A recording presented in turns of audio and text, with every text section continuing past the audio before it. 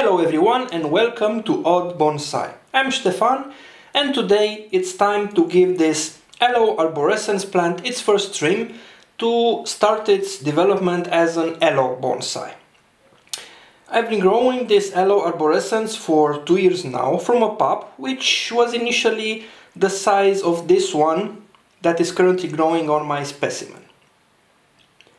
Unfortunately, the first year of growth did not go that well for the plant, since I had it placed in full scorching summer sun and did not provide enough water under the wrong assumption that it should be fine since it's a succulent, right? Well, I was wrong. While Aloe arborescens can survive more extreme conditions, it grows best in areas with temperatures up to around 26 degrees Celsius and average amount of rainfall. As a result of lacking favorable growing conditions, the development in its first year was poor. This past year it grew better and I even got this branch here. It's not yet leggy, but I want to trim it before it gets to that point. My current aim is to thicken the lower trunk for getting a nice taper on it. Before proceeding with the pruning, let's go in for a closer look. Starting at the bottom here, we can see that it has the beginning of a nice little trunk with woody appearance. Some aerial roots are developing down here and I'm trying to promote their growth by spraying them daily to hopefully get a nice flare at the trunk base. I did this morning, but the soil seems already kind of dry, so I may have to spray it again. This section here is the first year's growth, as you can probably tell from the smaller, more compact leaves. In contrast, this year's growth has longer leaves and much bigger internode distances. Aloe arborescens handles trimming very well. Just select the branch that you have to cut, decide upon its height and perform the cut. However, I recommend that you leave at least 2 or 3 leaves on each branch. From my experience, cutting back to a leafless portion of the trunk, like this one here, will generally cause that branch to die back.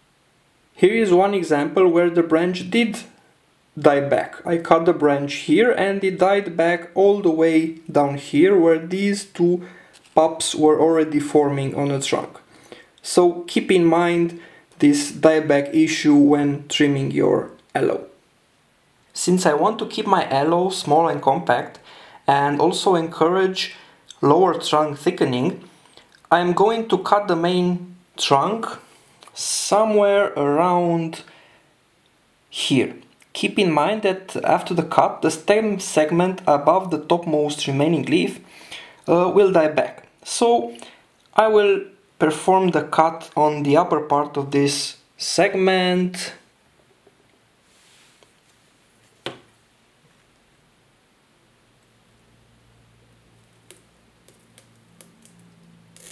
Here.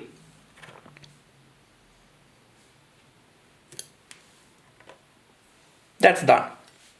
Now, since I don't want this lower branch taking over as the leader, and it will also not be part of my final design, I'm just keeping it for helping in thickening up the lower trunk. This branch has to be trimmed back as well to avoid it competing with the dominant branch. So let's cut this pup right about here. I do not apply any cut paste on the pruning wounds, but it's a good idea to avoid spraying water on the cuts until they dry out, since this exposed pith could rot. I will now clean up the soil surface since, I'm anyway working on the tree right now.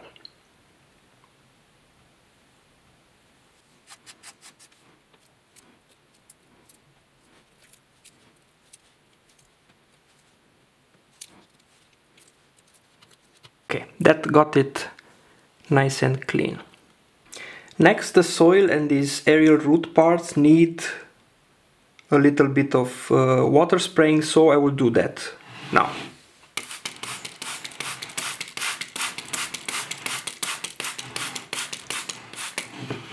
Keep in mind not to spray water on the fresh wounds, of course.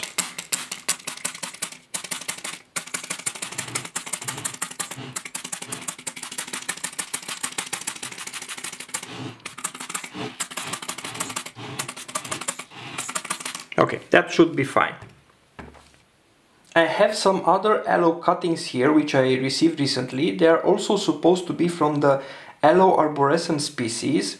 Well, not this one here in the back. This is an Aloe ciliaris or climbing aloe. These other ones indeed resemble the leaf size and shape of the one that I've just cut off of my bonsai specimen. However, I've seen specimens that had longer and much chunkier leaves. I've researched this a little bit and I found two possible explanations for this happening. First is that the environmental conditions in which those specimens that I saw were growing in were better suited, so yeah, hence the better looking leaves. And the second possibility is that those were aloe hybrids. From what I've read, aloe species in general tend to hybridize very easily. So it's possible that what I've seen was a hybrid between Aloe arborescens and some other type of aloe. I even looked at pictures of Aloe arborescens plants growing in nature, and those also exhibit differences in leaf size and shape.